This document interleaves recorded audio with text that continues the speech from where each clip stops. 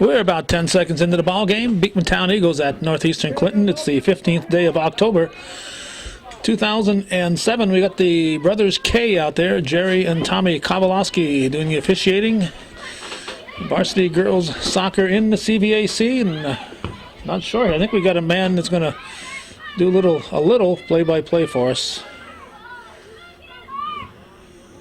And Cougars almost start the festivities with a goal, but the save was Kelsey Bradish. Here's the new voice of Eagles soccer, Mr. Jim. Should I give your last name, Jim Barron, or not? No, Anonymous. Here's Jim Anonymous. Oh, I don't mind helping out, Calvin. Only for a minute or two, because this is new for me. This is a big game for both teams, I suppose, at this point in time of the season. Red throw for Beekmantown. Kind of different being up here to watch the game and get a look at the whole field. And it's impossible to make a bad call up here, Jim. Thank you very much. That's 21, Chelsea Varon with the ball, sends it up. She makes a lot of things happen for Beekmantown, kind of like the quarterback out there. Sends it up to Cummings, ahead to Matthew. Cleared out to the side by Northeastern.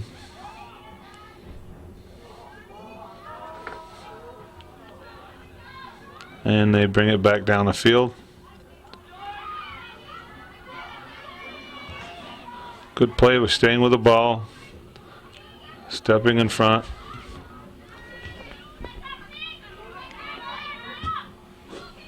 And a long pass, but we have offsides on Northeastern Clinton. Of course, Calvin, you probably know most of these girls. All the Cougars and some of the Eagles. Probably knew them from the 6th grade, huh? Well, they play a lot of sports. Yeah, they certainly do. My benefit of officiating.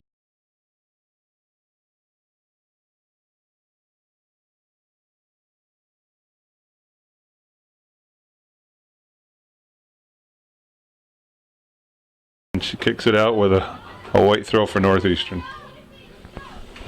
Now, I know the Cougars are currently in first place. I was going to look up to see where Beekmantown is. They're not too far behind, are they?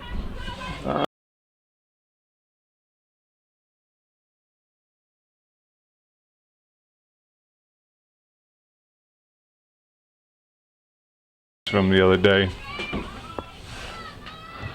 And a cross by Northeastern, goes for a goal kick. A little ping pong match here at this point in time. It's good for the referees, keeps them warm, trust me. Temperatures in the mid-40s right now with a little bit of a wind. And that northwest wind up this way will come back and bite you if you're standing around too much, so it's a benefit to the players and the officials. And Northeastern tries a through ball up the middle. Offsides again, called on the far side by Tommy K. Old Eagle Eye, we call him. Or I think that's young Eagle Eye. His father's Old Eagle Eye.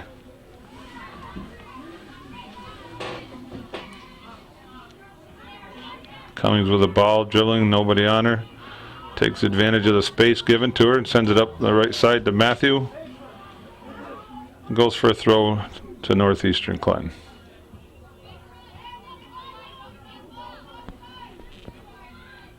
Is my minute up yet, Calvin? Yeah, a little scrum in the midfield area.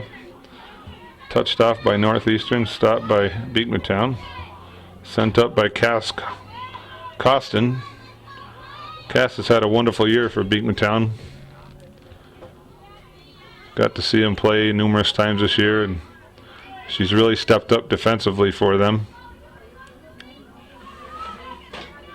Crossed by Beekmantown, and the keeper Tierney makes a save. Great job, comes out, cuts it off. Nice boot, all the way to midfield, nice toe. Ryan Jock over to Colum, back to Jock, centering pass and attempting to go to Gagne, cut off by Northeastern.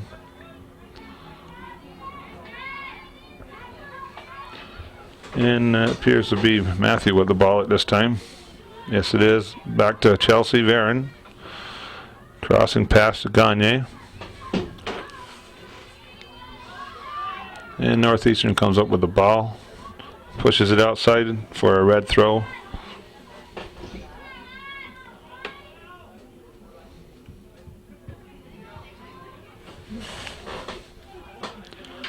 And Cummings sends a ball into the keeper on a one-hopper. Tierney comes out to make the punt. And she gets off another beauty to midfield. Good job by the keeper. Jock brings the ball up. Passes to the left side to Cologne. And she's going to attempt to get it up front. Over to Rivers. Northeastern brings the ball back. Good defense. And the ball sent up ahead to number 2. Dragoon. Miss Dragoon. The ball's crossed over and it's intercepted by Beekmantown's Ryan Jock. Ryan sends it over to Rosie Cummings. He's done a great job for Beekmantown this year. It's a funny thing, Calvin, this Beekmantown team having the opportunity to get to watch them this year. You look at their team on paper, and they have a really well-rounded team, and they just can't seem to finish. And they've been in all their games. I think one that they were not that they were kind of dominated by, but it's been a tough year for them. They're probably playing around 500 ball at this point. And they're no longer a Class A team, correct? Yeah, they were Class A. You're right there. They were Class A, I think, for 4 years. The minimum was is a 2-year period that they have to move up, and then they have the option of staying up or moving down. And I think that all the schools now are Bs. We no longer have any Class A schools, which of course you know is based on enrollment. Yeah, we had Peru, and 1 year. I thought it was just 1 year that PHS was an A school. I don't recall. I know Beekmantown and Peru were the only A's the last few years, and they've both gone back down to B, which is better. And as you step up in competition in the various sports, you're playing against your own caliber of athlete, and it makes a difference when you're playing against a bunch of seniors versus 4 different classes of athletes. Yeah, once you get by the sectionals, you can run into some real good teams out there. So if you're at the A level, you're really in trouble. You got some big schools you're competing against. Yeah, big schools and stronger athletes, faster athletes. You're getting more juniors and seniors, and you get that team that has, in the game of soccer, we'll say has 16, 18 seniors out of 20 on the team, and they bring the JVs up. And they're just a dominating team, and that's why they're where they are and come sectional and regional time. Number 12 for Beekmantown, Megan Rivers, I'm not mistaken, is a sophomore, as we have a white throw. Has played a lot the last few games because of the injury to Shelby Colleen, the coach's daughter. Shelby was telling me before the game that she had a bruised meniscus, and she's going to have surgery here within the next month or so, and probably going to miss a little bit of the volleyball season, and she's hoping to come back. But Megan Rivers has stepped up and done a wonderful job for him on the left side.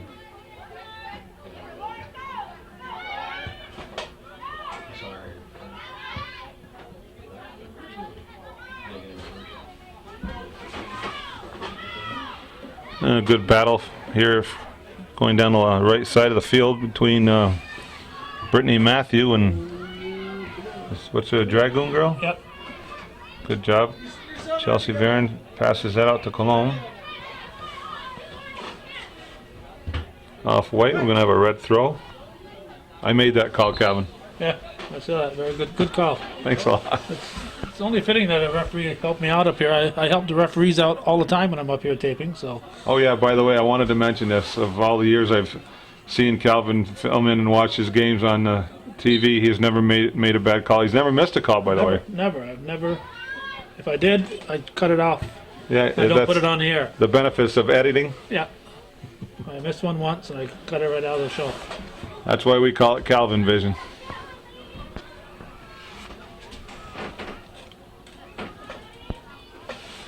And the ball goes deep in the corner. We have a white throw. Throws it in the middle. Ryan Jock heads it out over to Colomb. Brings it up on the left side.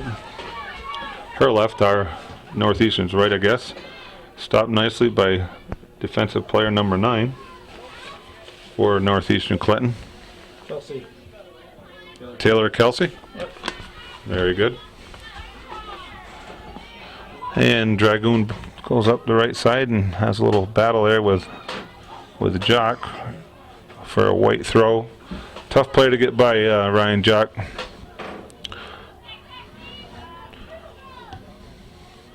Nice kick.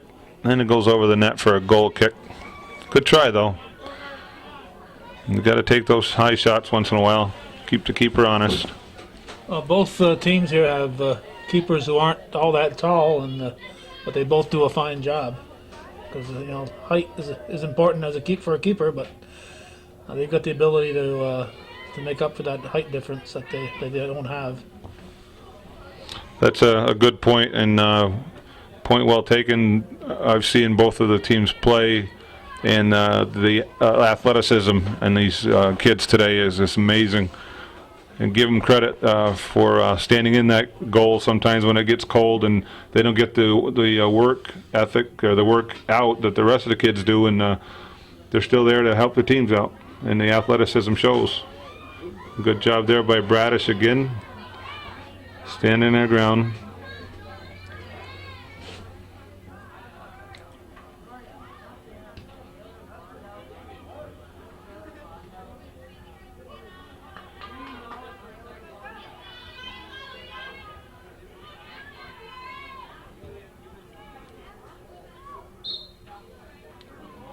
We got a white throw on the far side for Northeastern Clinton. Headed out nicely. Up the line to Matthew. Matthew brings the ball in the middle, sends it over to Varon. Shoots it up ahead, I should say, to Gagne. Good job by the keeper.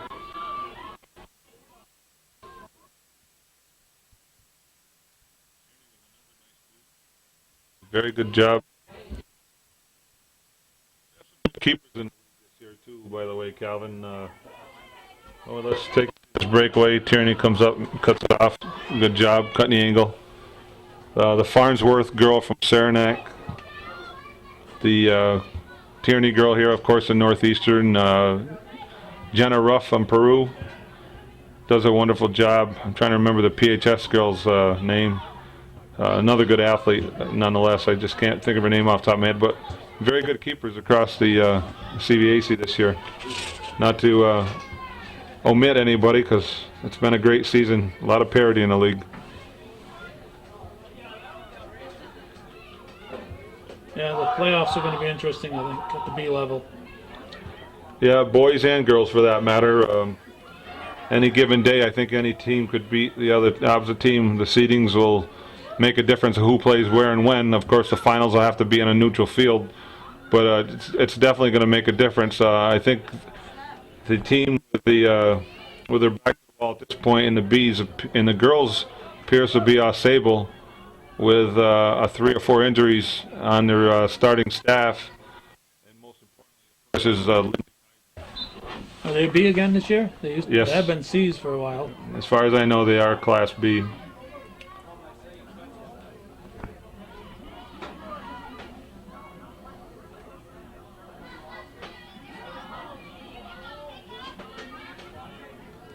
Well, whether or not they're B or C, needless to say, it's going to make a difference with in injuries, especially to your star player like that.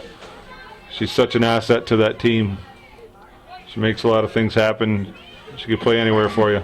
So she's out for the season? I had their game the other day, and she was on crutches along with two others. And I'm not sure of the injury. I'm thinking it's ACL, so I would guess to say she's out for the season. No, Chelsea Varon with some fancy footwork, as us referees would call it. Ball's back over to Northeastern Clinton. Long pass ahead, cut off by number 13. Kelly Lucia sends it up ahead to Megan Rivers. And the ball's off. Defender number 9, Taylor Kelsey. And the throw-in will come from Lucia. Throws it down the line. And Northeastern picks the ball up. And we got a deflection off of Northeastern for a red corner kick. Tough angle on that corner kick for you, huh, Calvin? I can best barely get it. And Chelsea Varon sends it up to Megan Rivers, and then White kicks it out. And we're going to have a red throw. Varon picks up the ball. So nice throw, Chelsea. I can say that, right, Calvin? Oh yeah. No. I noticed the favoritism.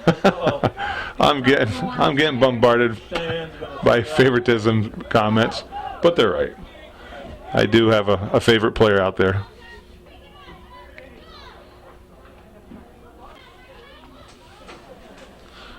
Okay, I really appreciate you, Calvin, buying that pepperoni sausage pizza tonight. After a cold game, it's going to really taste good. It's going to be delivered to your house, so it'll be there when you get home. You're the best, Calvin. I all said that.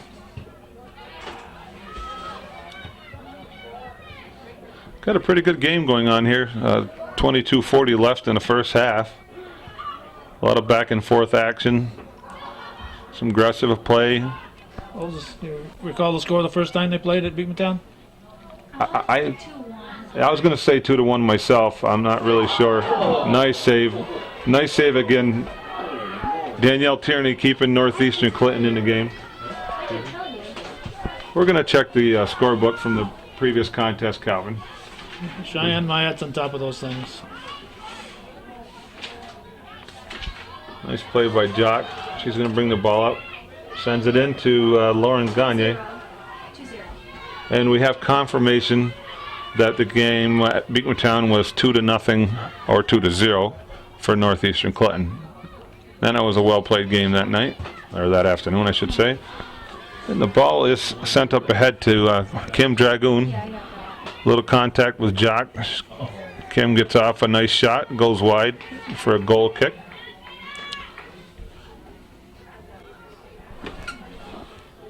Okay, we're back at it again. Northeastern sends the ball up. Bradish comes out to the 18, picks the ball up, and she's going to switch fields. And she steps up to punt the ball away. And a nice kick from Kelsey. Over to Lauren Menard off of Lauren for a White throw. And Taylor Kelsey, seems like she's all over the field today. Comes up with the throw. Nice throw down the line to Kim Dragoon. Kim sends in a great crossing pass just wide for a goal kick. And we are halfway through the first half at the 20-minute mark. Costin kicks the goal kick out. And we have a little battle in the middle. Number 121 from Beekmantown, she's everywhere.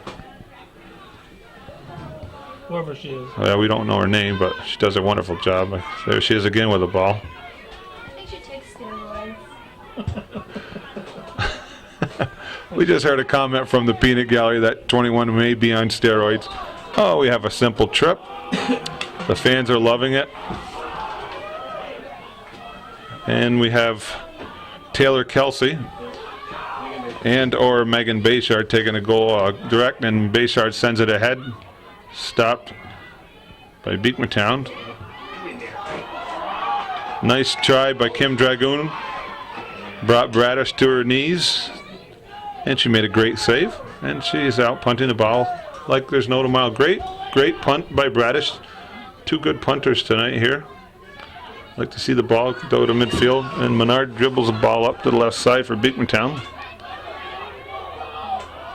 Keeps the ball. Good defense from Northeastern Clinton, shielding the ball off. Throw in for Beekmantown by Menard. Sends it over to Cummings. And Northeastern's going to clear that, it appears. And don't take anything for granted. Nice pass ahead.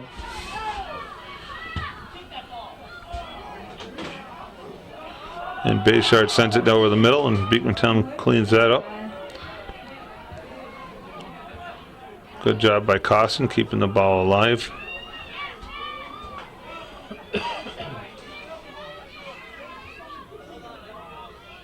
I don't know how you do this, Calvin. I'm looking at these players and trying to remember who they are just by from history and memory, and I'm still having a hard time. I wish I had a cheat sheet. You can't read that sheet in front of you, right? We won't say anything about your eyesight then if you can't read that sheet in front of you. Oh, that's what that is. Yeah. Oh, I thought that was a roster for the JV team.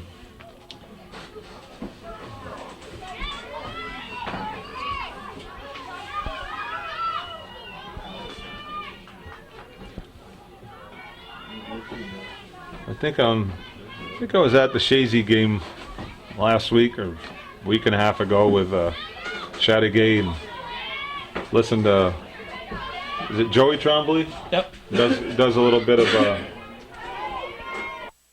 broadcasting with Sammy. Oh, there's a little great stop again.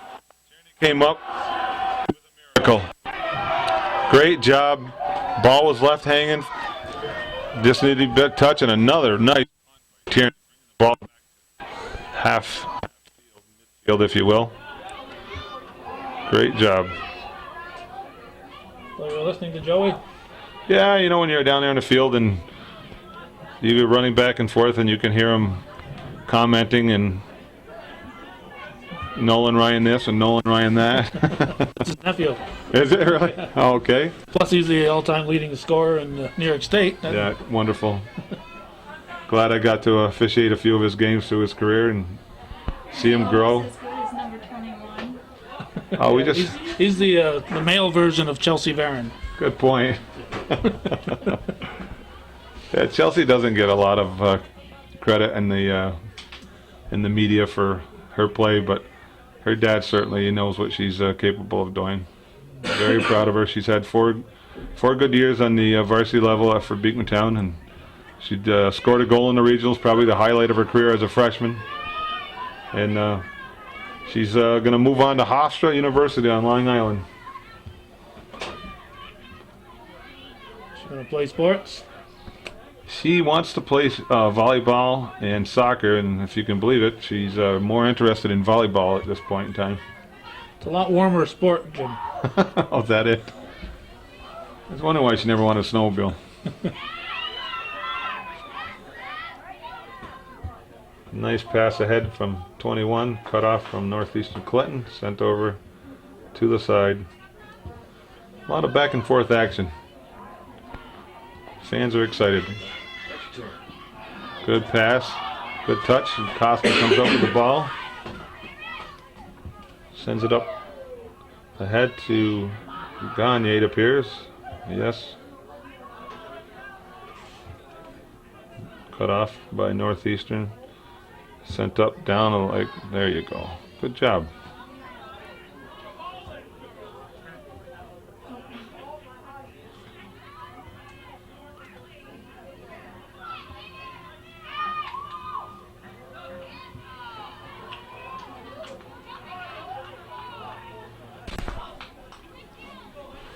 It's a great first half so far. We are at the 14-minute mark left to go in the first half, and back and forth action. Varon sends the ball ahead. Tierney comes up with it. Nice pass, of course. That was an outstanding pass. I don't know why Beekmantown didn't score on that. Probably one of the best ones you saw all year. Probably. All right, that's enough of that. I was just thinking how much this type of game must keep the Northeastern fans a little nervous. They're used to seeing the ball in the back of the net all the time. The history and talent that they've put out through the years in the boys and girls teams. It's always good to see the talent here.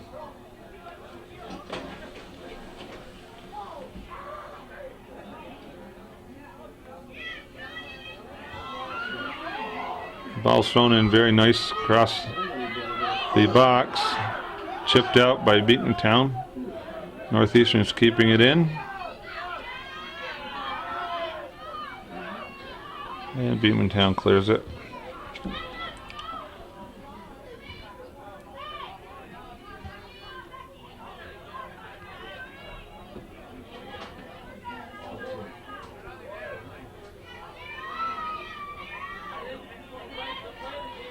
The ball sent out for a white throw, I'm going to guess.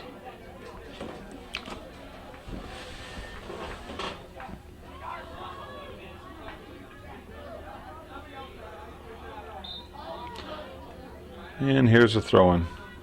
Very good throw. Who was that girl that threw that ball in, Calvin? That's Corey. Rachel? No, Rachel's Another one? Johnny Ray. Johnny Ray. That's the third one, right? Yeah, Courtney and Rachel and Johnny Ray. you got it. Okay, I remember those names. They sound like basketball names.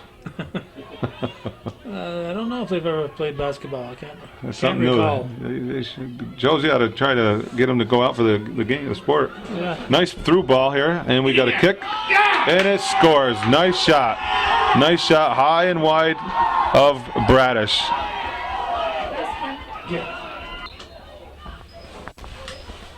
Okay, following the Northeastern goal by Kim Dragoon, we have an assist to Amanda Rabideau. We'll start play again. Beekmantown with the throw. Get the picture of the kid without his shirt on. Wait till he gets his hot dog. I don't want to encourage idiocy. There's a cool fan here without his shirt on. And That's a Beekmantown. that's a Beekmantown fan? Beekmantown. No, I was saw him prior to the game, and I asked him. I said, "Did anybody tell you that it's going to be 38 degrees tonight?" And he said something about going hunting. Something for his brain. And there's a nice slide tackle, but she also took Costin down, so it's not a throw-in. We have a trip and a direct kick from Beekmantown. A very good call from Jerry Kay.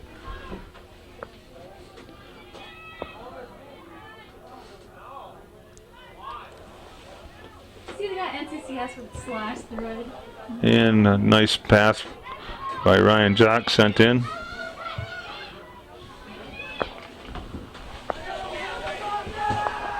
Dragoon comes out, works the ball out, sends the ball back down to the middle of the field. Cougar goal scored by number 2, Kim Dragoon, assisted by number 1, Amanda Rabideau. And there's a confirmation from the public address announcer. Dragoon works the ball up the right side. We got a trip from Marley Brown on Dragoon. Sets up a nice direct kick angle. Beekmantown sets up its wall.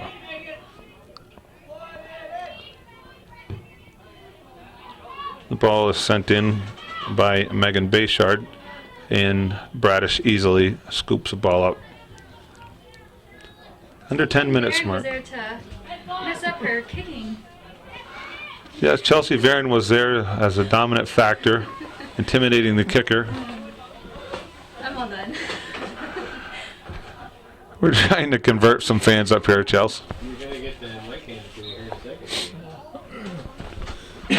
I think Cheyenne Mayette wants to do some color for you there, Jim. Okay, stand by. What do I say? Hope we don't have to bleep anything here. Megan just kicked the ball. Bradish. Who? Bradish. Bradish just picked up that easy thing that I could pick up. That's Menard with the ball. She sends it up. Chopped off by Northeastern's number 17. Varen just made an amazing move. That is one awesome lady. I think she's going pro. We got a player down. Player down. Where's the throw? Okay, over here. Are we on? We're on. We're on. Okay. Bayshard has left the game. Megan Bayshard went down for Northeastern Clinton, and Beekmantown had to throw in. 8.5 minutes left. Nice shield by Ryan Jock. Do you have anything to say, Mr. Stafford? Bradish moves the ball to the opposite side of the field. And she gets off a really nice punt. Good job, Kelsey.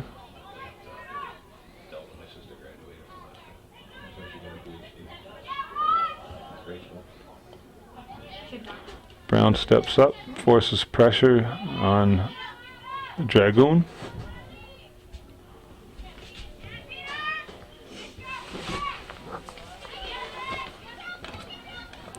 Rivers over to Colomb.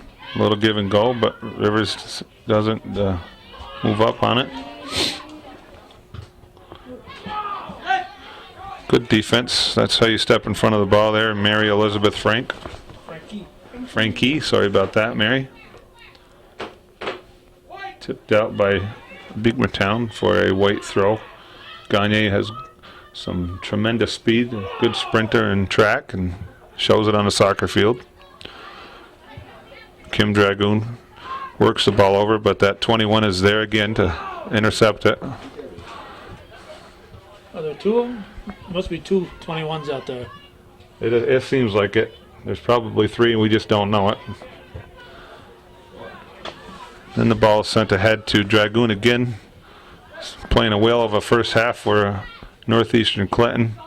Almost like the pink bunny, she just keeps going and going and going. Ball's passed in, Rivers chips it up, and Northeastern intercepts the ball. Good job by Colleen Honan.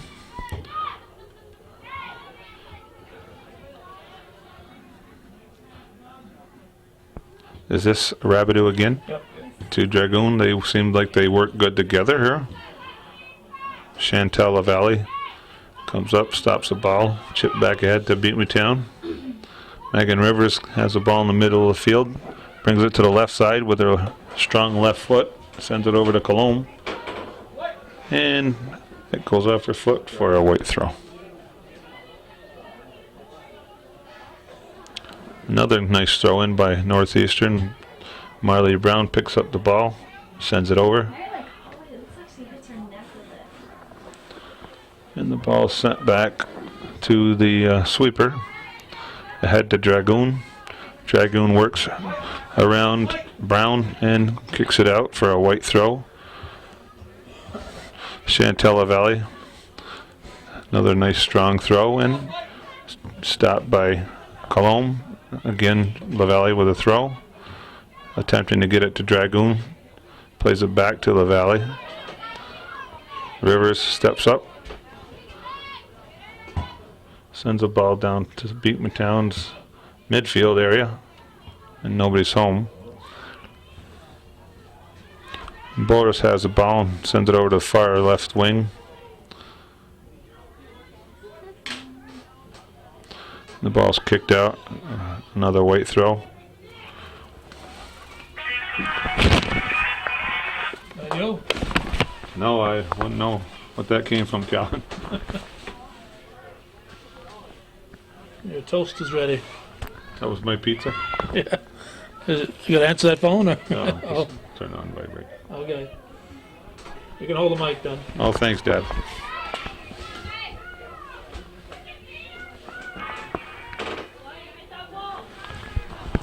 And Rivers attempts to send the ball over, and it's deflected out by Northeastern Clinton for a throw-in from Colomb, who drops it and leaves it for the substitute.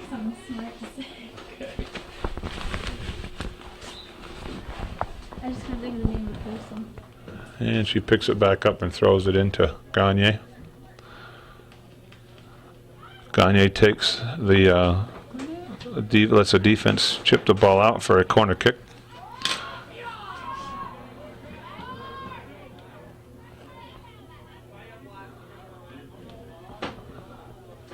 And the corner kick is sent in. Kick back out. And Gagne plays it for a throw-in. Deflection off Beekmantown for a white throw. Another strong throw-in for Northeastern Clinton. Brown steps up, but Dragoon is there to retaliate. Costin playing a strong game as always. Comes up with the ball. A nice shot sent in, but Tierney is there for the call. Deflection, she came out and makes another amazing save.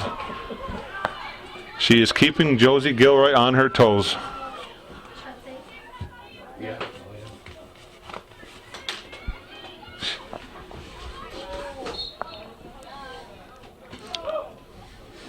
And Jerry Kay comes up with a trip call on Brown.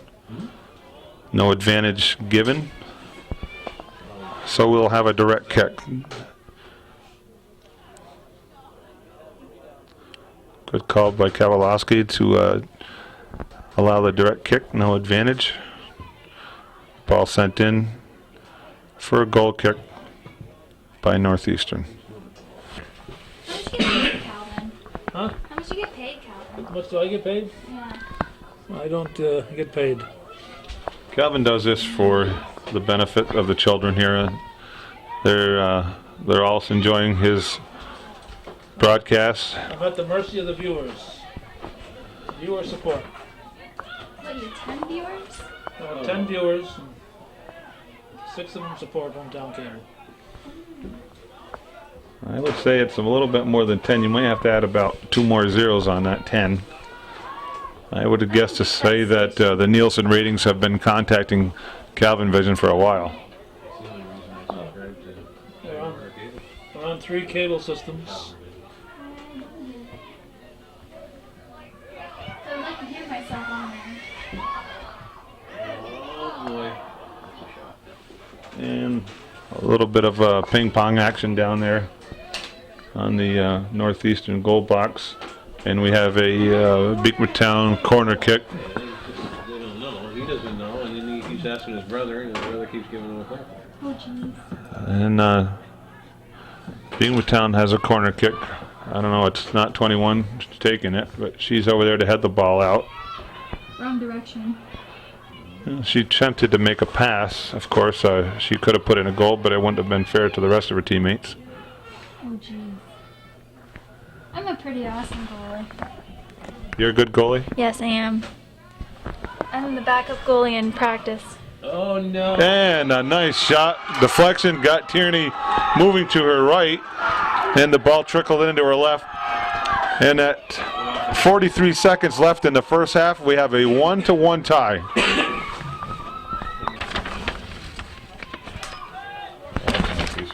Who's number 5? Becky coming? Becky, come on. Rosie coming. Rosie. Who's it? Rosalind Cummings, Rosie. Looks like Rosie. Yeah, it's spelled R-O-S-I, but it's pronounced Rosie. It's short for Rosalind. Rosalind Cummings comes up with a goal for Beekmantown with no assist given, a deflection off a Northeastern player. I think that's goal number 77 on the year for Cummings. And the final 10 seconds are on. 6, 5, 4, 3, 2, 1.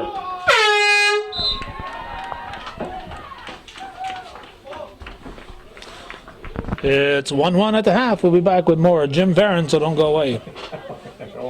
Eagles. And we have a second half kickoff from Beekmantown. Barron drops it back to Cummings, over to Matthew, and she works the right side back to Cummings. And the ball is picked up, intercepted by Northeastern's Johnny Ray Corrier. Richard's back in the field, Jim. Oh, you're right. There's a bonus. number 17 for Northeastern Clinton, Megan Bayshard, is back in. Matter of fact, she has the ball at this point. Leaves it for Rabideau, but Cummings comes up with it. And Honan works the corner for Northeastern Clinton.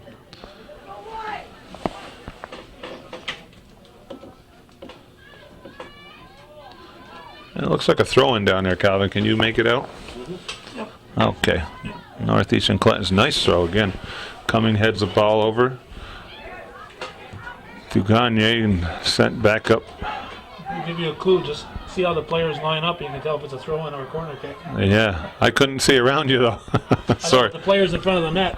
If it was a corner kick, they would have been all in front of that net. I didn't know if it was going for a goal kick or not. But that's good. Good observation.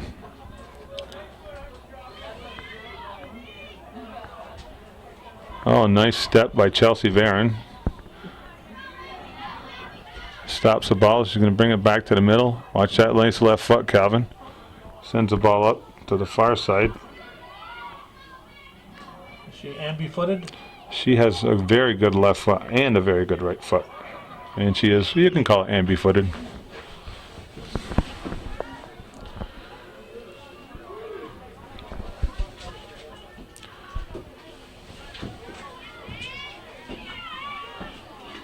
And ball goes for a goal kick. Is that the same keeper? Yep. Tierney? Danielle Tierney, best bowler in the CBAC. Yes. See that name Tierney in the bowling leagues of all divisions for years gone by and years to come. Aaron's mom, Leanne Macy, she was the one who took my money. Jennifer's dad, Jennifer Bayshard's dad, won. Is Danielle Tierney underclassman? She's been around a long time. I don't know if she's a senior this year or not. Danielle. Danielle is a senior, verified by Chelsea. Chelsea Varon. Cheyenne Mayette. Cheyenne Mayette. I'm always getting Chelsea Varon and Cheyenne Mayette mixed up. You're just like so good at soccer. Both talented ball players. Cheyenne is in her 7th year of 10th grade, is it? Yep. See. Oh, she's in her 7th year of 12th grade. I'm sorry. She has a birthday coming up next week, and she's already a driver for New York State. She's not even an illegal alien.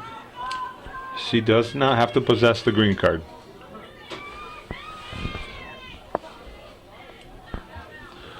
Nice through ball for Northeastern Clinton. Sent up the right side. Nice no call by Jerry Kavalowski. Nice no call. And Bradish comes up with the ball. Nice call from Jerry Kay. The potential for a goal-scoring opportunity was there, and he allowed the girl to kick through it and play through it, and that was a good job. Not quite enough for a PK, but that one's good enough for a foul. As Beekmantown's Rosalind Cummings is taken down by, is that Megan Bayshard? Jennifer. She a Bayshard too? Yeah. Number 11, yes she is. Twin sisters. They went to different schools together? Identical twins. Hard to get them mistaken, huh?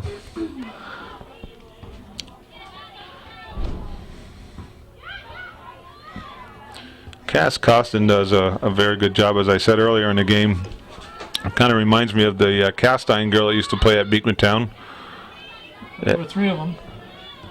Eddie Castine's daughter, can't remember her name off the top of my head, but she did a great job. I think she made one mistake all year. Like the most recent one, Bryn. She graduated probably 3 years ago, maybe. Well, Russell had some daughters that played there too.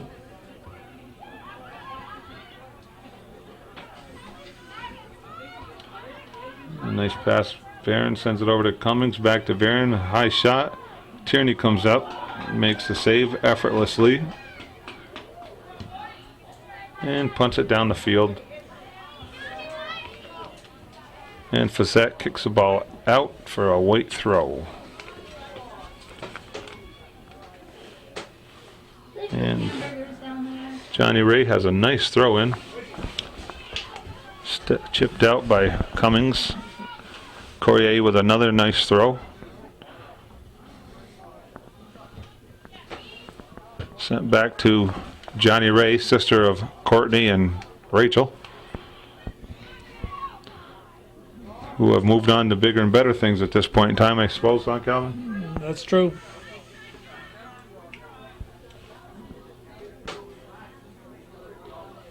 And we'll have to ask our friend what grade Johnny Ray is in. He's a junior. And it's been verified that Johnny Ray is a junior. Well, she has another year to give her talents to Northeastern Clinton. And there's that 21 girl again for Beekmantown. Slide tackle from Northeastern Clinton's Frankie. Fazette comes over to clear the ball out, sends it down the right wing to Matthew. Matthew makes a stop on the ball, chips it back to Fazette. Sent forward but intercepted by Amanda Rabideau of Northeastern Clinton.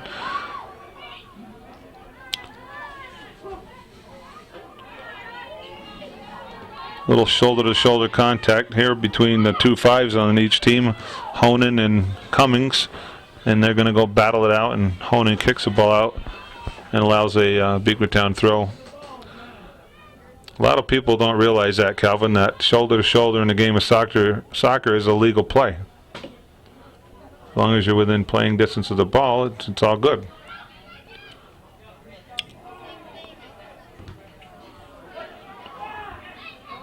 Throw goes off of, the ball gets kicked off of White, and they're allowed the substitution. And another strong throw in from Northeastern Clinton. Our Johnny Ray Courier, good strong toe. And Dragoon takes the ball down the midfield, passes it over to Frankie. Works the ball down the left side. Kicks it up ahead to Hardigan, who sends the ball in. And of course, 21 Varon is there. It goes off of nobody. And Johnny Ray's going to throw the ball in and keep the fans on their toes here. Goes without saying, another nice throw in. She lines up. Bayshard sends the ball in, and Bradish comes up with the easy save. So the two-handed shove's pretty legal to do that. Some people don't realize that in the game of soccer, you can have your hands out, and it's what you do with your hands is what the official's looking for. You can have your hands out and making contact with the opponent, but it's what you do with those hands that constitute whether or not it's going to be a foul. Obviously, if you're just playing your own space, it's different than if you're shoving somebody. If you are using your hands to gain an advantage against your opponent to get to the ball or take them off the ball, needless to say, we're going to call a foul or we'll allow the play on. Advantage clause, I should say, to see if it materializes. And we have a little bodily contact, but in the game of soccer you're going to have that. And Ryan Jock, as tough as she is, just gets up, shrugs it off, like nobody's business. And Gagne for Beekmantown works the ball back and forth. Varon comes up, chips it over to the side to Megan Rivers. Rivers sends it back into Varon. And Varon Shields does a step over. Nice job by Varon. She's only got 2 feet, and Northeastern had 4 there, so that makes it a little bit difficult. It's just about even, right? That's about fair, huh? Costin on one knee, which is a legal play, playing the ball. It's not a dangerous play as long as she's up on one knee. Tierney comes up with the ball and punts it again to midfield, putting Beekmantown back to the throw-in position.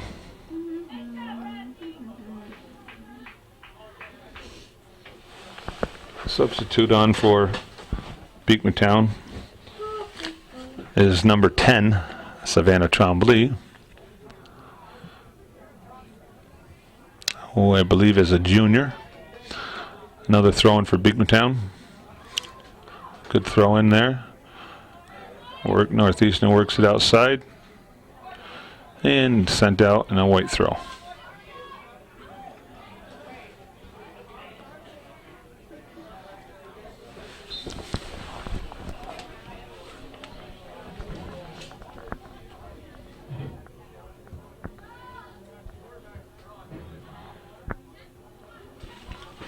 It's been a well-played game here, Calvin. Both teams have had their opportunities to put the ball in the net. They've each put one in, and we've had a lot of midfield play back and forth. Each team playing aggressively and taking advantage of what they have. Obviously, these two clubs could see each other in the playoffs. Yeah, it certainly is going to matter where the seedings are as far as the first round goes and who has the home field territory. Any coach will tell you they always like to win on their home field. And the teams that are involved in the sectionals, Class B and C, are very competitive against each other, which makes it interesting for the players and the fans and the officials. I think on any given day, any team in each division could beat the other.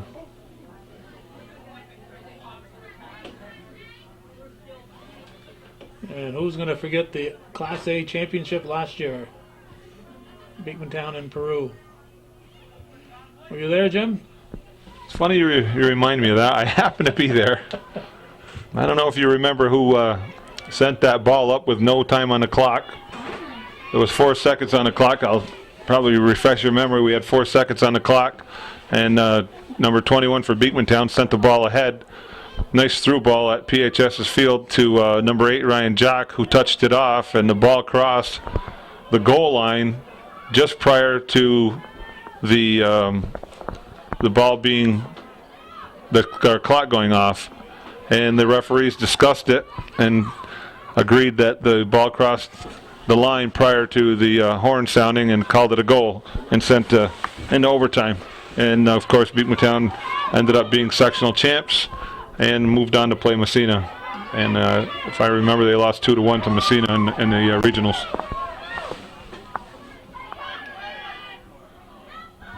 I think that's how you must remember it, just like that. That's exactly how I remember it. A horn sounding just a second after that ball crossed. And no discussion on it. Nobody thought otherwise. I think there was 653 people from Peru that might doubt that today. Being in a referee's position, I had to be neutral on that day, but I knew that the clock was the opposite side of the field, and they could not determine where they were, whether or not that that was a goal. Jeez. We have an irate fan here. And a corner kick for Northeastern Clinton. We're trying to calm her down. She does play goalkeeper in practice for Northeastern Clinton, and makes Josie very, very proud that a lot of her players get to score. Oh, very funny. Oh, actually, it's the truth, because I talked to Mrs. Gilroy about that. Oh, nice kick. Nice corner kick. And deflected off Beekmantown for a Northeastern goal kick. Off Beekmantown for a Northeastern goal. I don't know how it could have got up and right. I mean, I meant the other way around. I was so confused by all the goals going in practice. I don't know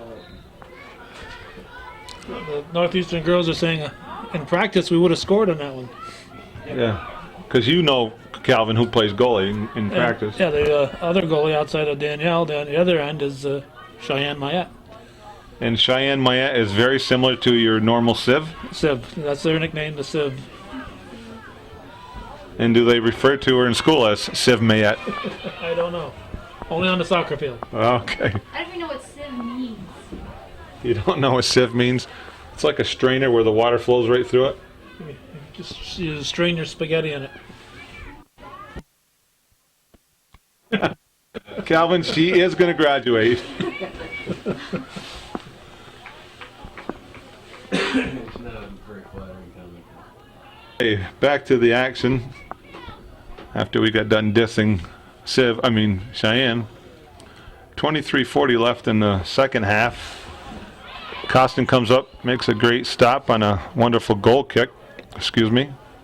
Yeah, it was Costin. And a little bit of a trip there. Nice sportsmanship from Beekmantown. It's nice to see that one does, because I know Chelsea Barron doesn't show any sportsmanship in the game this Saturday. I hope my fans aren't hearing that one right now. Both of them.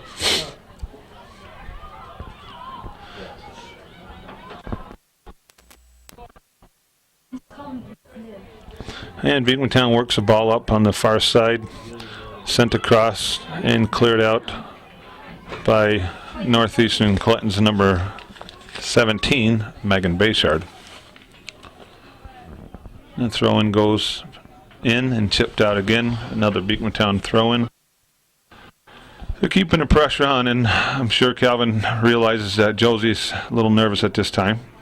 Yes, this game means more to her than it does to Beekmantown, I think. First place is at stake for the Cougars. I'm gonna guess and say that is it Northeastern and Saranac I think that are they're- battling back and forth here for first place in home field. I think so. I think at this point there's only a half game separating them.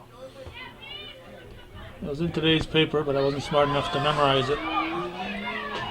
Now Matthew works the ball in, sent up by Jock.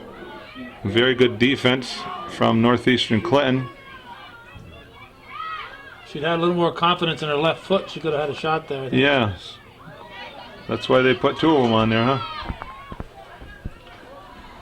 Coach would say use your other left, huh? Ball sent up ahead to Jock, who swings it outside to Matthew. Matthew chips it in. Stopped by Northeastern Clinton. Sent wide. Good job of keeping Beekmantown off the ball and working it up for a throw-in by Northeastern Clinton's Colleen Honan.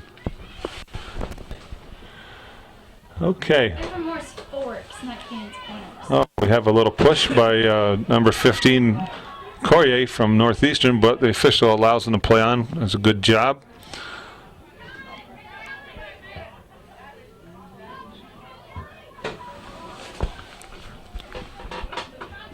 I don't know how you do this, Calvin, this back and forth action here. Before you get one name out, the next person has a ball, and I guess you got to anticipate all that, huh? With all your years of experience. How long have you been doing this, by the way? I'm in my 25th year of videotaping. Started in June of '83. Do you recall your first broadcast of a ball game? Sure. Section 7 Class B championship, Peru and Northeastern. Softball. Peru and Northeastern Clinton, Section 7 softball. Class And, B championship. Class B championship. Nice shot there off the crossbar, goes for a goal kick. Do you remember the officials who were there? Nope, I know it wasn't Jim Barron. I didn't run into him until I went to Shea Z game 2 years later. Oh my gosh. That's a long time ago. I know I started in 1980. Officiating high school softball and baseball.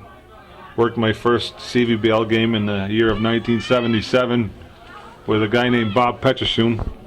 And before the game we were getting dressed, he brought out his chest protector, and I didn't think he needed it. When I looked at him, looked like a brick house. But I knew I was going to be okay because Terry Brunell was coaching for Altona against the Burlington A's. And when I seen Bob, I said, I'm going to just have to call outs and safes. A lot of memories way back then. Nice through ball sent up to Rivers from Jock. Excellent defensive play, and she scores.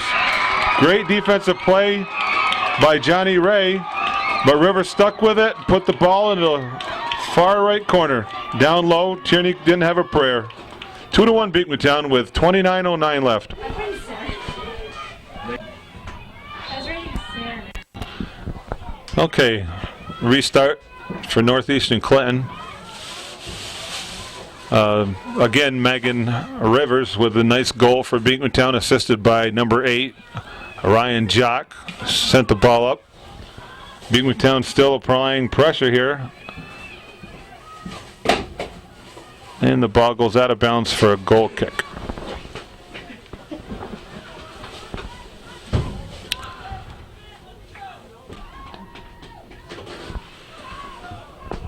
Calvin, I guess you have extended that invitation to that 1 minute that you allowed me to do play-by-play, or color as you call it. And I know I'm no Billy Chase, but do I have a future?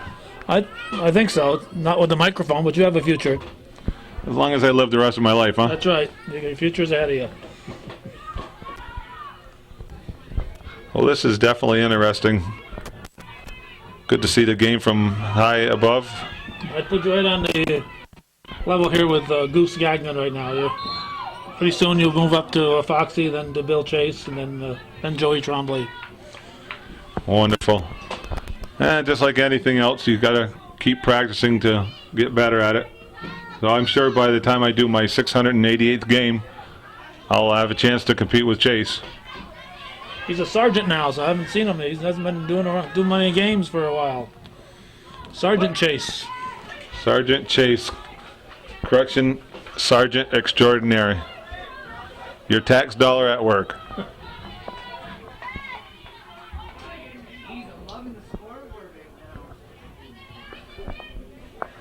I would imagine that the people of Lion Mountain and the NAC school district are probably a little bit awestruck that Mr. Chase is not around. He does such a tremendous amount for the district.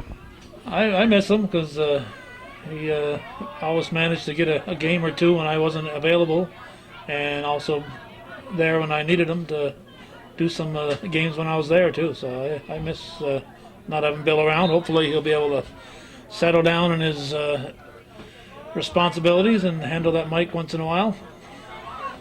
Well, I'm sure that he's available. He'll give you a hand.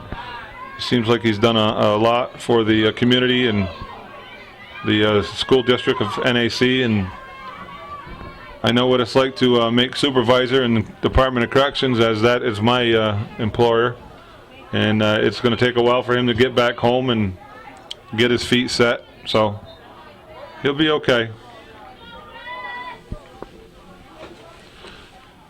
Northeastern's throw in with a 16-minute mark left in the game, or at least in the second half, we should say, and Johnny Ray with another nice throw in. Ball chipped ahead to Rivers. Rivers puts it right on Kearney's feet, and she comes up effortlessly with the save and punts the ball out to a one-hop midfield area. Megan LaValle to Chelsea Varon. Varon sends it ahead into Rivers. Rivers chips it ahead, and Tierney comes up, pulls the ball out with no harm.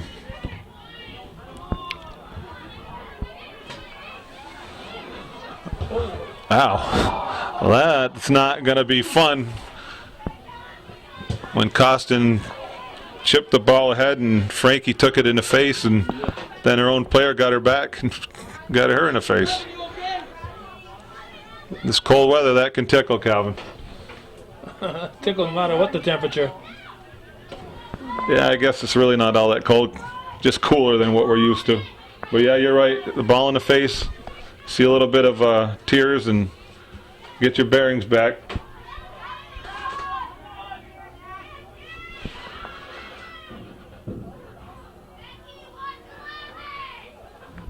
And Ryan Jock shields the ball out nicely for Beekmantown. Ryan does a wonderful job back there. Early in the season, she was up playing halfback, and Coach Colleen felt that she needed a little bit of help in the back and brought Ryan back there, and Ryan's done a wonderful job quarterbacking things back there for Beekmantown. And Cummings comes up with the throw, but we're going to rethrow it because she stepped up about 10 yards too far. Well, obviously, Doc doesn't spend all of her time in the back. She's got an assist in that last goal. Yeah, Ryan has the opportunity and capability, permission, if you will, from her coach to take the ball up the length of the field if need be. When she moves the ball up, her fellow players will cover her in the back. Costin more than likely will fill in for her. And that's what most teams would do. A person with that type of talent, allow them to bring that ball up and see what they can do.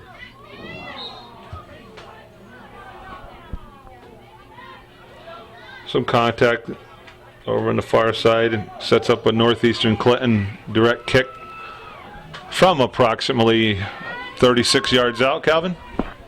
Yeah, I'd say about 38. Okay, sorry I bothered you. Nice side, nice job. Nice job. We have a fan here for Northeastern Clinton that is happy to see that goal go in. A little cross and a little chip, and Bradish didn't have a prayer.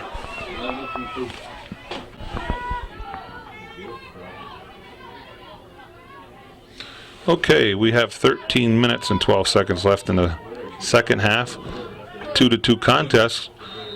Northeastern's second goal scored by Jen Bayshard, with Kim Dragoon assisting. And replay has started.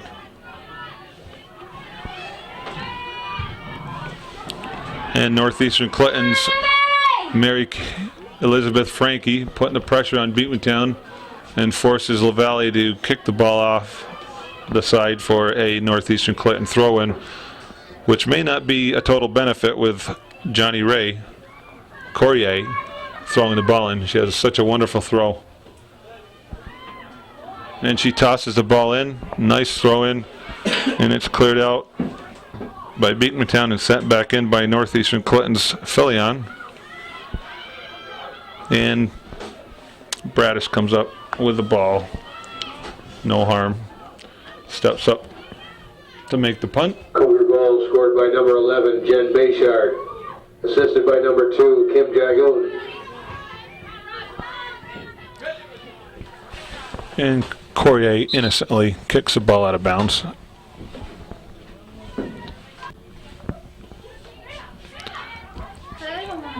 And we have Beekmantown throw in.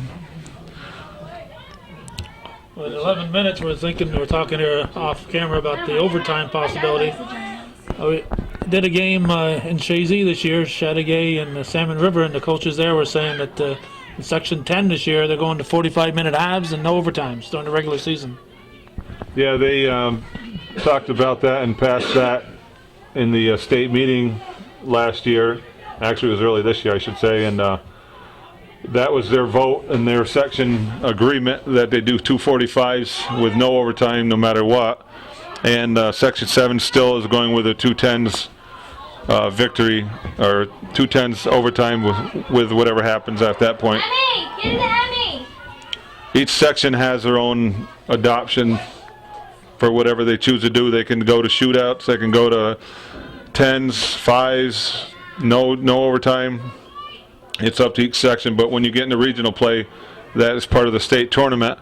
Then you have to go by the rule book, which is governed by the National Federation, which states that we will do 240s, 210s, 25s, in sudden death, and then PKs. Well, once they get to the playoffs, they will be going back to the 40s and the overtimes in Section 10. But during the regular season, that's when they're going to 45s. That is correct. And some of the fans, I would guess, to say they like that a little bit better if they got to go home and have dinner and pick up little Susie or little Johnny.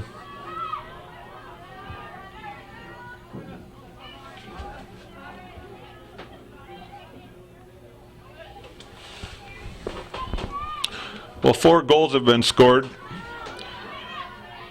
in the first 70 minutes of play, and the action has been back and forth. A great game for the fans here tonight. Teams appear to be evenly matched. I think we spoke about that a couple of times. Anybody can beat anybody on any given night.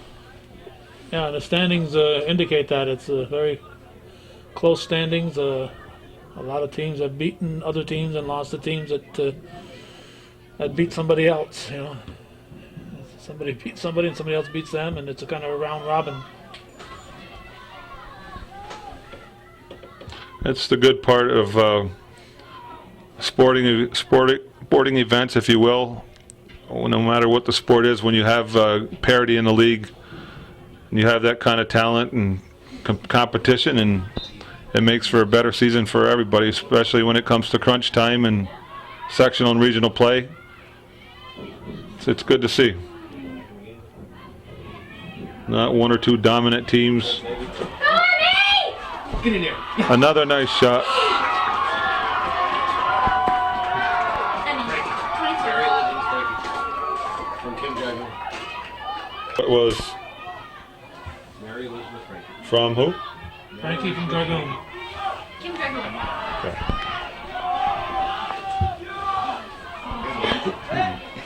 All right. Action has restarted with 8.5 minutes left, and Beekmantown feeling the crunch time now. Northeastern's third goal scored by number 22, Mary Elizabeth Frankie, and assisted by number 2, Kim Dragoon. Wonderful, wonderful play by those two. Dragoon's been a thorn in the side of Beekmantown all night here. And Beekmantown's feeling a little pressure to get the equalizer now. Northeastern's come back with 2 unanswered goals to take a 3-2 lead, with the 8-minute mark passing us by less than a game. Cougar goal scored by number 22, Mary Elizabeth Frankie. Assisted by number 2, Kim Dragoon.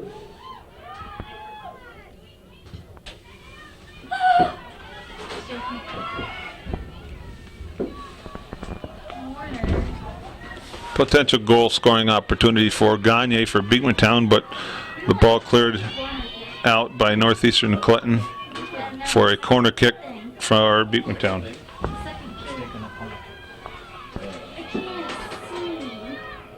And the corner kick is taken by Your daughter. Yeah. number 21, Chelsea Viren, headed over to the side, and Tierney comes over and picks up the ball and waits for her players to move up the field and clear it, which is a wonderful thing.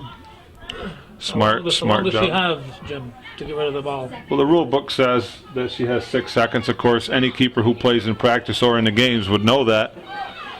And the 6 seconds is not started by the officials until the players clear the area. If they stand all around the keeper. Oh, there's a goal by Beekmantown's Megan Rivers. Is that Megan? Off of a miscue by Tierney. This game's too intense for me. And replay has started at 6.5 minutes to go in the second half of the game. Great game. High school soccer coming at you from downtown Champlain. Beekmantown's third goal scored by number 12, Megan Rivers, having a great game tonight, and she got assisted from number 10, Savannah Tremblay. And I think both teams now are feeling the crunch of ending this game in regulation. Calvin, do we have enough battery to last for the overtime if need be? We'll have to go to solar power if we go to overtime. Eagles goal scored by number 12, Megan Rivers. Assisted by number 10, Savannah Tremblay.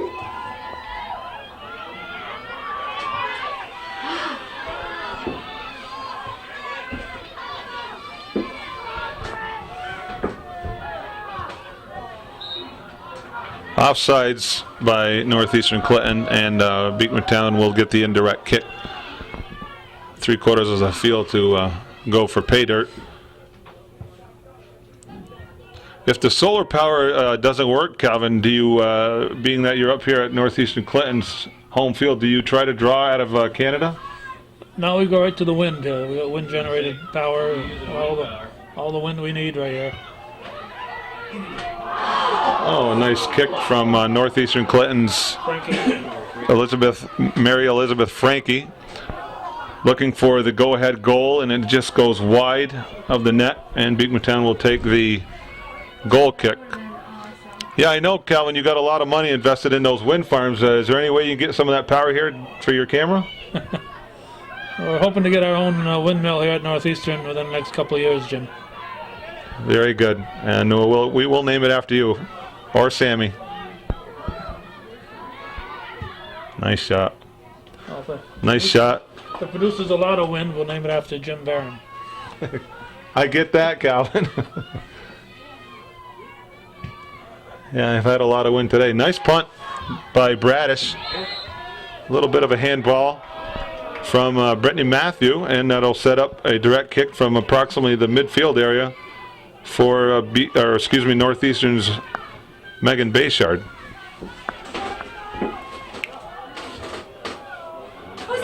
Cross ball sent in from Northeastern. Jock pulls the ball out. Nice trap by Bayshard. Nice tackle. Toe the ball, guys. Tell your Beekmantown. Cross from Northeastern Clinton. And Bradish got a hand on it, it appeared. And Beekmantown kicks it out, and Northeastern will come up with a corner kick. Substitutes are in. Maybe not.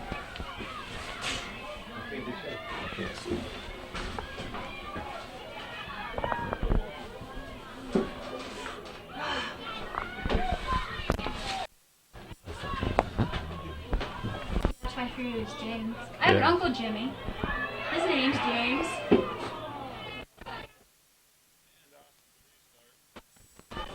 Goal by Beekmantown goes to Northeastern Clinton.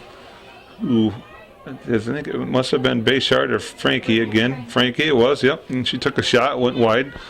And Jock is going to set it up for another goal kick. She kicks it out wide to Cummings. Cummings works the ball around, works it up the side, chips it up to Matthews. Stopped by Johnny Ray, who pushes down Rosalind Cummings. Potential yellow card. Mr. Kowalowski might have not got a good look at it, but looked like an obvious push, not playing the ball. Could stir a little soup right there. 3-3 game.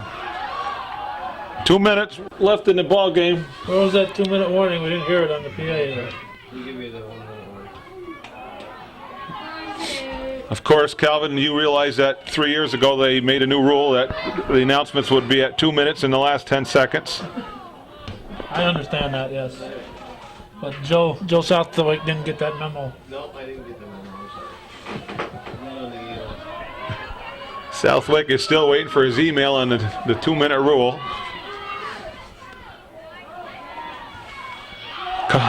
Costin sends up another nice through ball to Rivers, who just sends it in wide of the net for a goal kick. Tierney hurries up and gets the ball back for a goal kick. Minute and 10 seconds left in the second half of a 3-3 game. Cummings takes a ball ride, and it is sent over the goal line.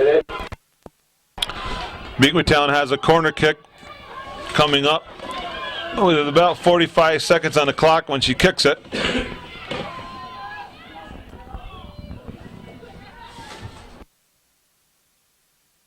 It's kicked in nice and quietly.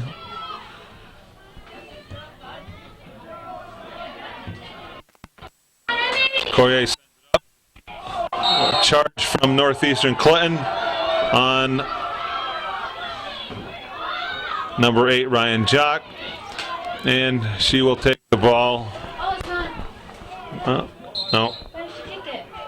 Jerry Kowalowski's telling him to set it up for a direct kick.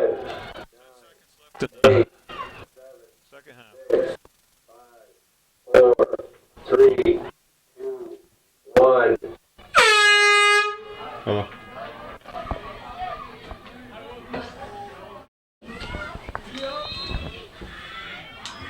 Okay, we are in the first overtime period, and of all the Soccer that was played tonight behind us, 80 minutes is behind us. So we're looking at 20 more minutes of soccer, 2:10s mandatory. No matter what happens, we're going to go the full 20. Great game, though. Great game by both teams. Hate to see a winner or loser when it goes in overtime. Some people like shootouts. I think we talked about that. And some people just like to call it a tie. But New York State says your section can adopt what you want, and Section 7 says we're going to play 2:10s and see what happens. Yeah, who gets that vote? Is it the ADs or? Well, I'm not sure, but if I had to guess, I would say that the section chairman for boys is Rob McAuliffe, and for the girls, I think is What's his name from Sable? Raines. Keith Raines, yes.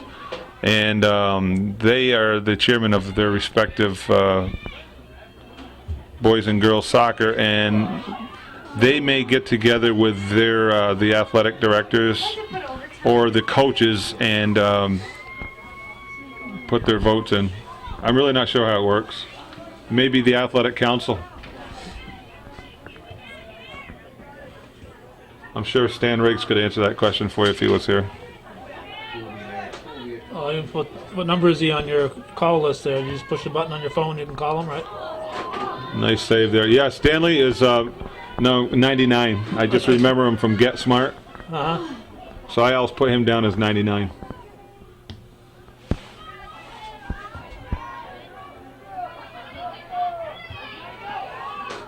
Well, 99 and Get Smart was Barbara Feldon, and Oh, was that's it? good company. Who was 88 then? Smart was 86. 86? Yeah.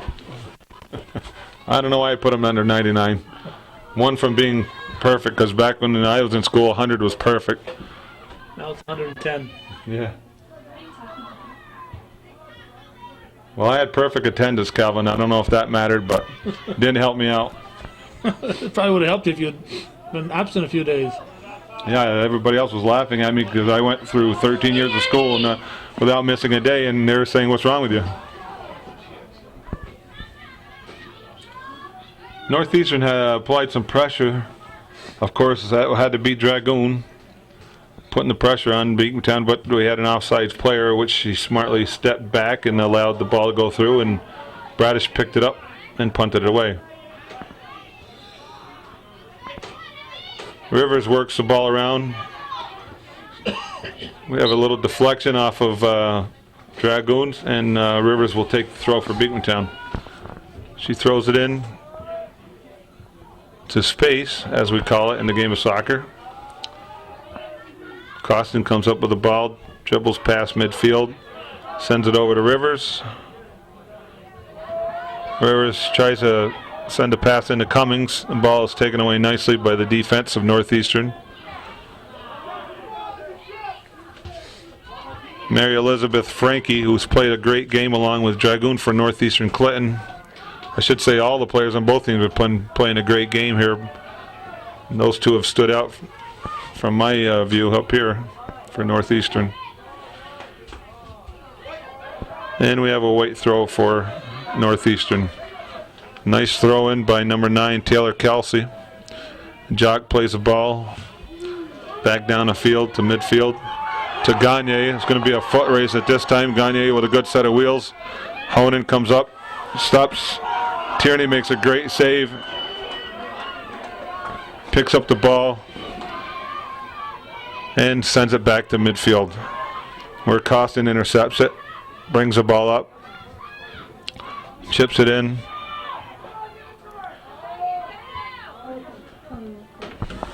Good back and forth play here, halfway through the first 10-minute overtime period. Exactly 5:20 left. Northeastern Clinton brings the ball in. Dragoon working for the ball, sent back out to Northeastern Clinton's. I'm going to say that was Amanda Foray. Yes, it was. Bradish punts the ball out.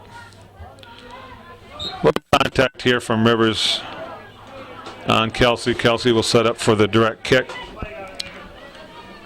Looking to get Frankie and Dragoon into the scoring column again. Jock steps up. Good defense by Frankie. Dragoon works the ball around. Jock makes a nice defensive play, but the ball goes out of bounds for a throw-in for the white team.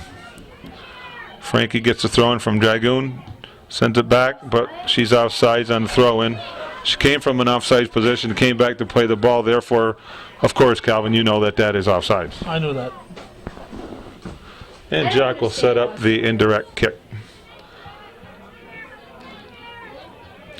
There's, I think there's 18 different, maybe 15 different scenarios in the rule book that describe offsides, and most of the average fans do not understand it.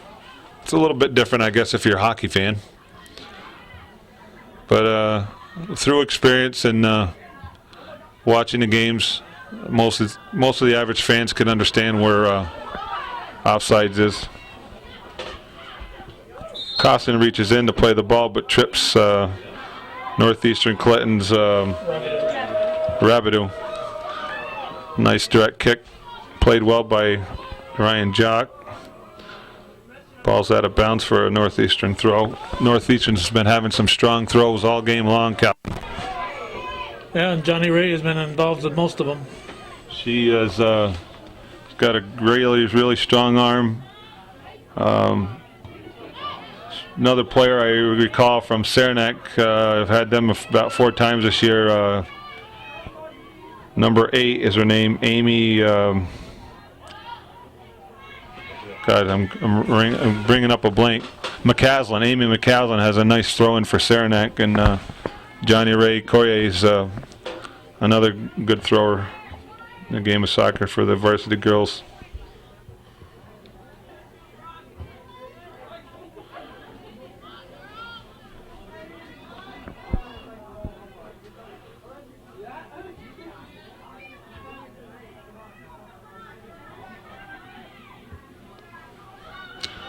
And Cummings sends the ball down the field for Beekmantown. Played up by Northeastern Clinton to midfield. Midfielder sends it up to Frankie. Over to Dragoon. Dragoon's going to have a breakaway. She kicks it at Bradish. Right at Bradish. Bradish parries the ball back to herself. Makes a save. Changes field and punts it away with 2 minutes to go in the first overtime. 2 minutes. 2 minutes. 150. Or less. Or less. There you go. That's all right. That'll work. Or thereabouts.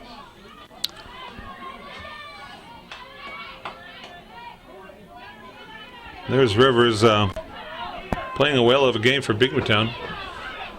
A lot of hustle. A young sophomore. Done a wonderful job for Beekmantown. She's got some more playing time, and she's impressed Coach Colleen and allowed her to keep her on the field more. Kind of earned her stripes, as they would say in the military. She earned her feathers as an eagle. There you go. She certainly had a feather in her cap tonight. Kelly Lucia with a throw-in for Beekmantown, throws it down the line, and it is in and out. Where Northeastern Clinton's Taylor Kelsey will throw it in. Nice trap. Tackle, should I say. Dragoon sends the ball in, and it is cleared away by Beekmantown's Jock, where Rivers takes over. And Savannah Trombley attempts to clear it. Northeastern sends it back in. A one hopper to Bradish. As the clock is winding down under 30 seconds, Bradish punts it out.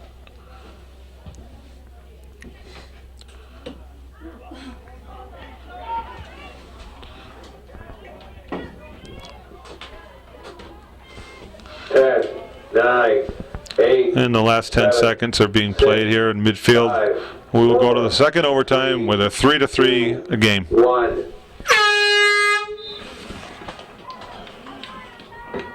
Ready? You're gonna light that bonfire. Okay, we're back for the second half of the overtime. Can you believe that, Calvin? The final 10. The final 10. Anyways, Europe played that song, by the way. Final countdown. And it's still 3-3. Northeastern sends a ball in quietly. Bradish picks it up and punts the ball. Nice punt from Bradish to midfield. And it looked like Chelsea Varon headed it over to Rivers, who sends it up, and Brittany Matthew comes up and chips the ball ahead. Right out of bounds. And a little bit of a contact, but the fans would think that that's a push, and it's not. There's no advantage gained by that, Calvin. It might be a push, but it's not a violation. Not tonight. And Brittany gets up like most girls do, and nothing to it, shrugs it off. Show me the ball.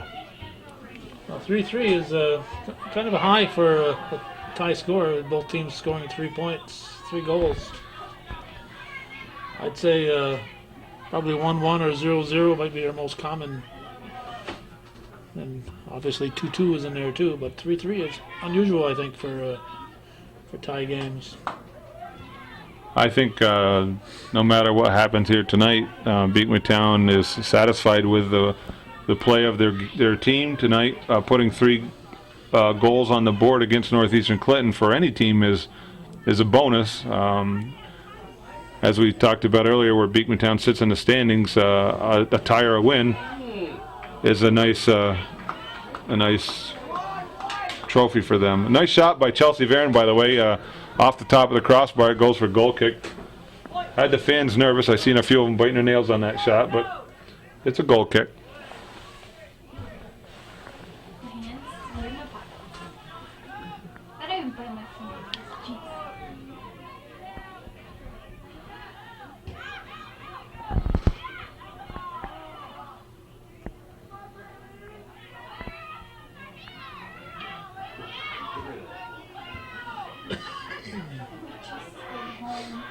And yep, and the back and forth play continues from both teams. Again, another well-played game by both teams, and a violation goes against Beekmantown, and Northeastern Clinton will set up the direct kick, and it is kicked out of bounds, where Beekmantown will take the throw in.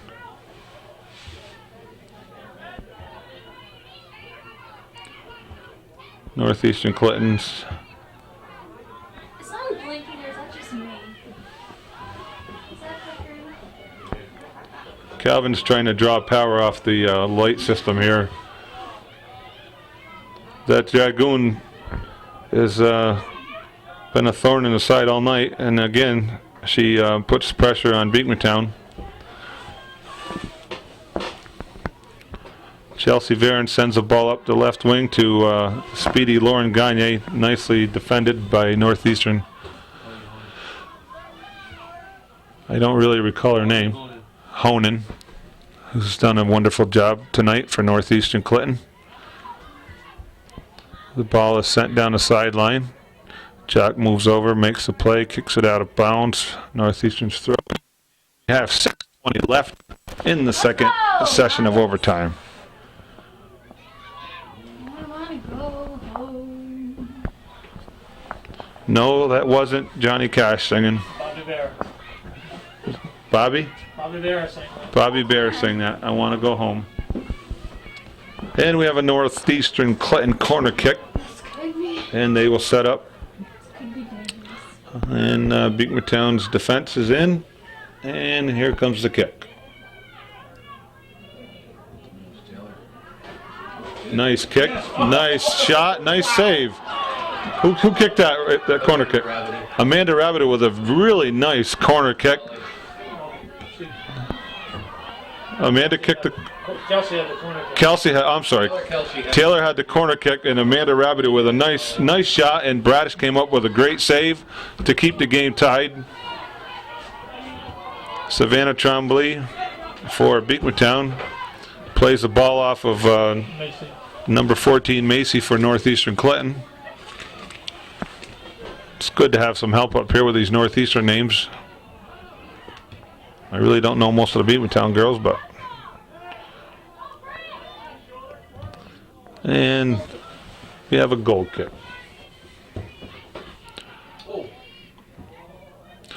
.450 left in the second overtime session. We have a 3-3 game. Tierney lines up the goal kick and touches off a nice one. Played ahead by Tremblay to Matthew. Matthew touches it to Rivers. Rivers centers it back over. Gagne comes back to play the ball. Varon crosses it to Costin, back to Matthew. And Northeastern picks the ball up and sends it down the wing. This must be our favorite Kim Dragoon. Kim Dragoon doesn't make mistakes. Throw-in from Northeastern. Defended nicely by Jock.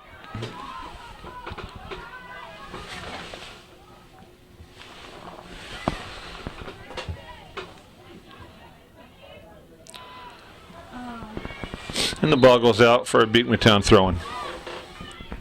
After this? Yeah. Okay. Yeah. What are we having for dinner? I don't have any food at home. Oh my gosh. Okay, we have a Beekmantown throw-in. 3.5 minutes left in the second overtime session. Varon takes the ball up to midfield, passes it up over to Cummings. Defended by Johnny Ray. Johnny Ray does a good job for Northeastern Clinton. Probably the best throw-in the league. Thrower. I don't know, Calvin. A lot of the schools don't charge for this type of action now. They used to get a couple bucks a person. The fans got their money's worth tonight. No charge tonight. No charge this year. The only time they charge is during the Cougar tournaments.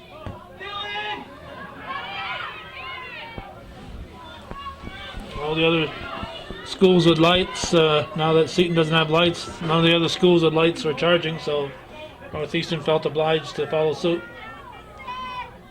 So it's free admission now. Very good. Very good. We'll call that a sportsman issue on their part. A soft touch by Mary Elizabeth Frankie again, putting pressure on the Beekmantown goal, and Bradish comes up with the punt. And we're approaching the 2-minute mark. You'll hear that very shortly. Chelsea Varon works the ball around, sends it up to Gagne, comes back and gets it. Gagne is going to attempt to send it up the field. 2 minutes. I always want to know why, Jim. Why the change from 2-minute warning from a 1-minute warning? I don't think we ever got that answer. It was just changed 3 years ago, if I'm not mistaken, from 1 minute to 2 minutes.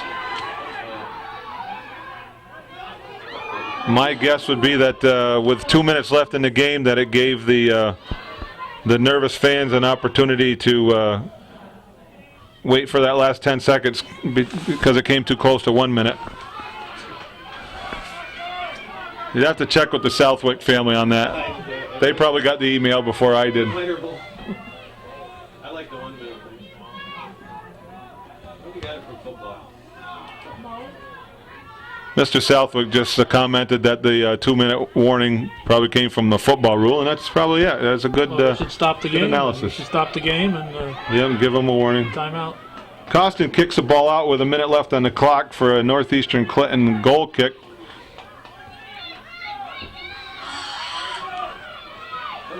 Tierney setting up the goal kick, puts the ball down, boots it out. Nice kick from Tierney. Played forward by Costin. Players go down, no call available. That's a good job. Jerry Kay again, Tremblay with the throw. Cummings plays it forward. And we got a corner kick for Beekmantown. I'm sorry, Cummings sets it up, kicks the ball in, short, and it is a goal kick. The last 10 seconds available.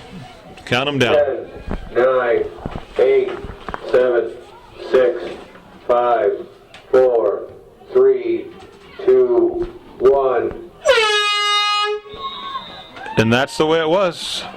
Game over, 3-3 tie.